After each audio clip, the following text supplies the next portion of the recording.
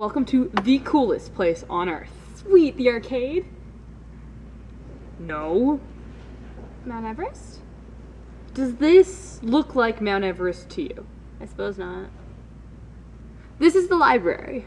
So, the library is just boring and confusing. Well, pretty sure I could fix that.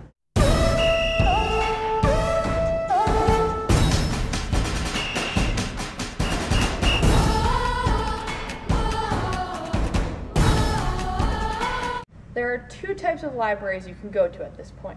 Your local library and your school library. Well, I've never been to my local library. Well, local libraries can be a bit more complicated than school libraries, mainly because they offer far more resources and activities. Local libraries and all they have to offer are covered in the basics video. Well, where do I learn about the school library? Right here. Right now?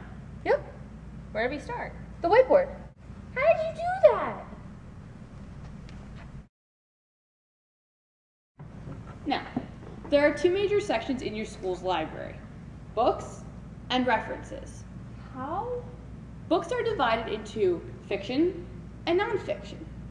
In the fiction section, you'll find your fantasy, magic, historical fiction, and novels. Fiction books are organized alphabetically by the author's last name. What about nonfiction? Well, nonfiction contains your historical books, biographies, and autobiographies. Biographies are books written about a person's life by a different person. Autobiographies are books written about a person's life by themselves.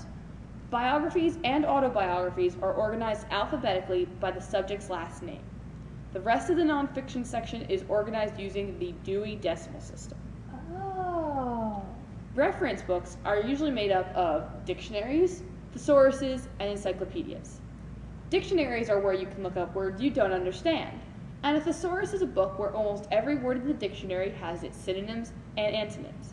Synonyms are words that are similar to a word and you can use instead of that word, and antonyms are words that are exact opposites. Encyclopedias have simple explanations about a large number of topics.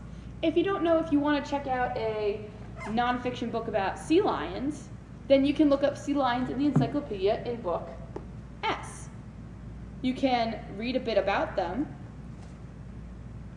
but reference books stay in the library and cannot be checked out. Wait, checking things out? Yeah, you can take home a couple books at a time. How? You go to the checkout counter. Stop doing that! Stop doing that! So every library has a counter similar to this one, where a librarian just stands and waits for people to come check out books. So I just check out books in their mind? Well, just for a couple of days.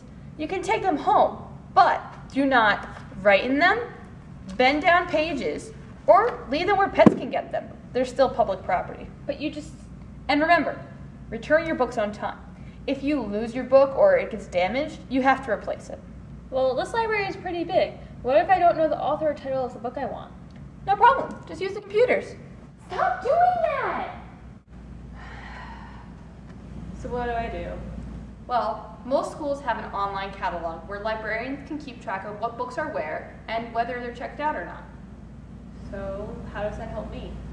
Well, since all books have detailed entries with all their info, you can search for the title, part of the title, the author, or just a few keywords, and you can usually find what you're looking for. Cool.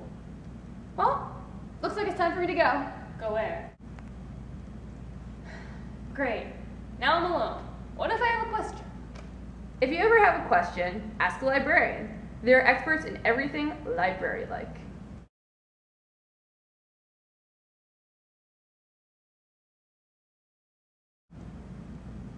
Seriously, where did you go?